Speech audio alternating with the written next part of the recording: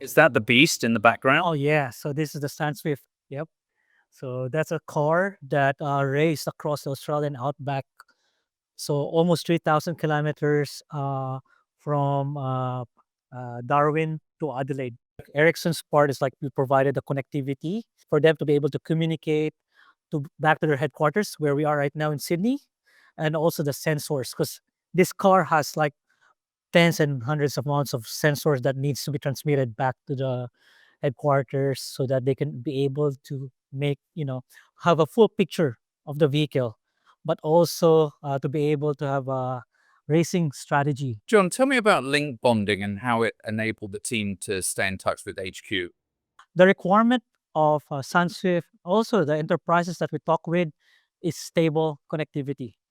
So with link bonding, we're able to utilize all the active links that's available. In their case, we have a 5G and a satellite, and both are delivering traffic. So that at any point of time, if there's disconnection or unstable connectivity, either on cellular 5G or even on the satellite, all their data that's being produced on the vehicle are being received and transmitted to their cloud and back to here to their headquarters where they have a racing team that's monitoring them.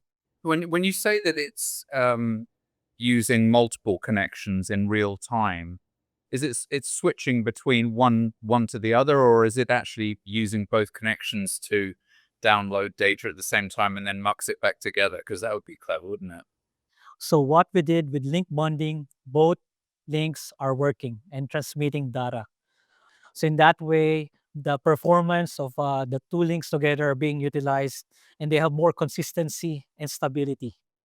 But you also have that redundancy as well in case one of Correct. them is all together, which I imagine happens quite a lot in the Outback. I mean, what does Outback connectivity actually mean in practice? Is it pretty much a dead zone for quite a lot of it out there?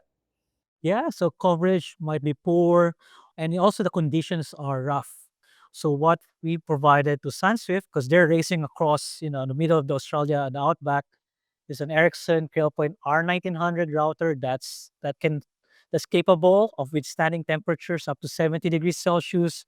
That can work seamlessly, whether it's on 5G or satellite, and it will have a Wi-Fi bubble, so that the connectivity inside the vehicle and outside the vehicle.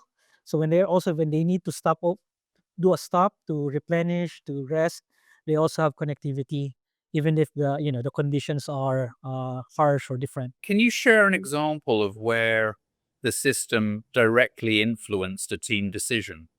For example, for Sunswift is that because they rely a lot mainly on sensors. Without a stable connectivity, those sensor data will be lost.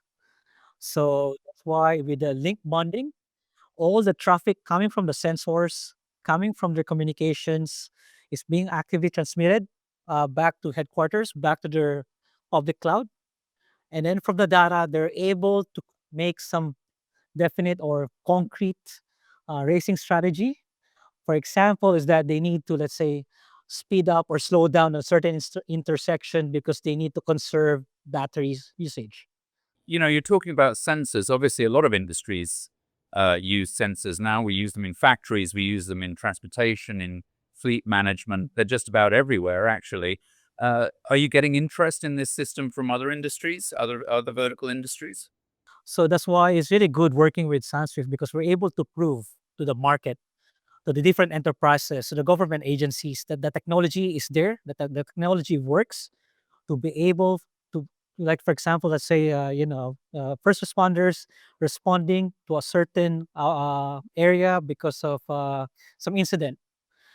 With this like bonding technology, now they're able to, even if they go out in the outback, away from the cities and urban centers, they can have reliable connectivity back to their headquarters so that their apps are always accessible.